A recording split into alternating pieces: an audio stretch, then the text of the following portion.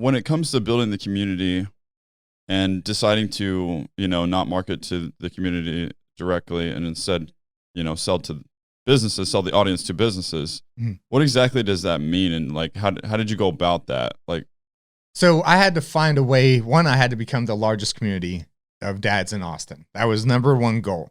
And so I found out the only other dad group in Austin on Facebook was about 700 members and not a very active community. So I saw that dad group and I was like, all right, so they're not very active. It's kind of just like any other Facebook group, and I don't build my communities that way. So I was like, my number one goal is to get this group to 800 members, because then I can officially use the title largest group of dads in Austin. And so I did that within a week. And so once that week came, it was just like, all right, now we are officially the largest community of dads in Austin. So that once I had that, then you go to local businesses, the ones that serve kids or families or men specifically, testosterone clinics, lawyers and attorneys, dentists, chiropractors, all, the playscapes and all those places and I started at the perfect moment when these businesses needed the exposure because they're trying to recover from COVID, right? COVID hurt everybody. So once I had that, that's when I started going after businesses, and I created two tiers, right? You can pay monthly or you can pay annually. When I first started, I was like, let me just get a few partners in so that they can see they're not the first. So I charged $200, and I was like, you get advertised in 2 Lone Star Dads till the rest of 2020, right? Till the end of the year. And then once I had about 20 members come in for that, I changed the package to $397 for 12 months or $50 a month. And the majority of people pay for the whole year. And at this point, we've gotten 50 more customers at that level. So it's a very easy sell. What I promised myself is I wasn't going to overcharge, because right now businesses needed help. And this, I want my community to be a solution for Austin. And I wanted these dads the rule is you pay a fee and you have to give a discount to Lone Star Dads, and a specific exclusive discount just to my community. Makes sense. I was wondering about that. So they get something out of it. Right. Because it's like, I'm going to get you in front of my guys, but they need to see your appreciation and your support from my community outside of just paying the fee. And so you have to offer a discount. It can be 5%, it can be 10%. You choose the discount, but you have to give one. It's not an option. And so no one's had it. I mean, we've had a couple people who are like, I'm not going to pay and give a discount. I was like, okay, it's not the right program for you. Yeah. And the other ones have had no issues. Like, we'll do that. Some people give a 50% discount. Like some people give a 5%, but it's done really well. So that was the model in my head, was make sure it's a win-win-win. I get paid, the guys get a discount, the business gets exposure. If you can find where a situation where everybody wins, no one gets upset. That's a good way to model the whole thing. Mm-hmm.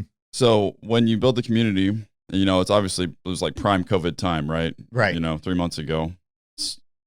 How do people start interacting with each other in the community and using it? So we had, we didn't do virtual.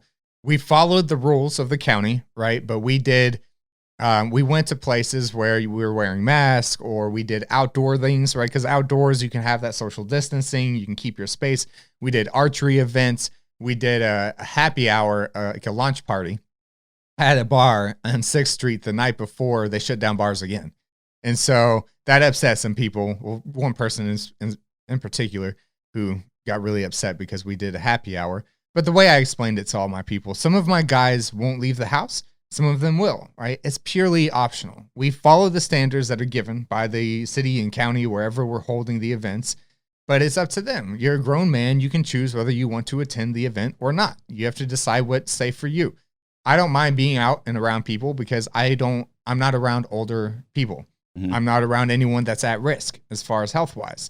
Now, I still wear my mask when I go out in public. When I go to places, I don't fight that. Like, I don't argue with any of that. I follow the rules that are set. But we do hold the events where guys could get together, have drinks. We've done happy hours. We've done archery events. We did Austin Ninjas in Cedar Park. We do horse riding experiences. Have another one coming up on Saturday. So we get the guys together that want to get together. Everybody else just interacts on the group. That's cool. I mean, that's really the only or the perfect way to handle it.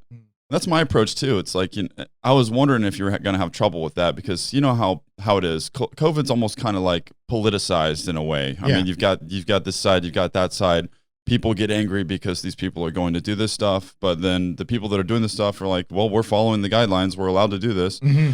You know, it just, to me, it's like, you know, mind your own business. Yeah. If people are following the rules, they can go and do that and do what they want to do and live their life. If you don't want to do that and you don't feel safe, then don't. Right. Don't say anything. And we have guys that have wives that have asthma who won't come out, right? And I don't hate anybody for not wanting to leave the house. You have to do what's best for your family. But the good thing about serving grown men is they have the right to choose on whatever they want to do. They can come out or they don't come out. And when we do have events, we have social distancing, and like the horse riding experience, we wear masks, we sanitize everything, we follow the restrictions and the codes of as far as how many people can be there. Like, we follow all of the rules, and we will continue to do that until COVID's over. Yeah.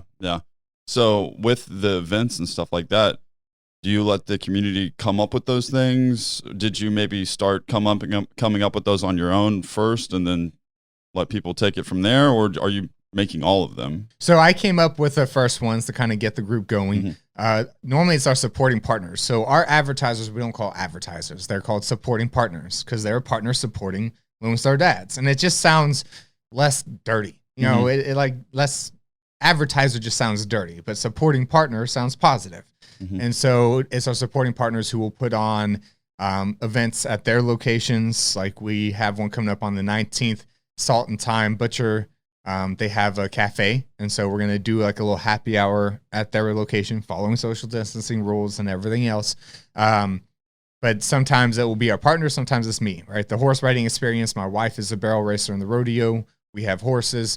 So we go out to the property where our horses are and we get the kids up on the horses. What's a barrel racer? A barrel racer. So in the rodeo, it's the girls on horses that go and race around 3 barrels and go back in. So they have to go like as fast as they can. And it's crazy, man. Like that woman gets fast on that horse.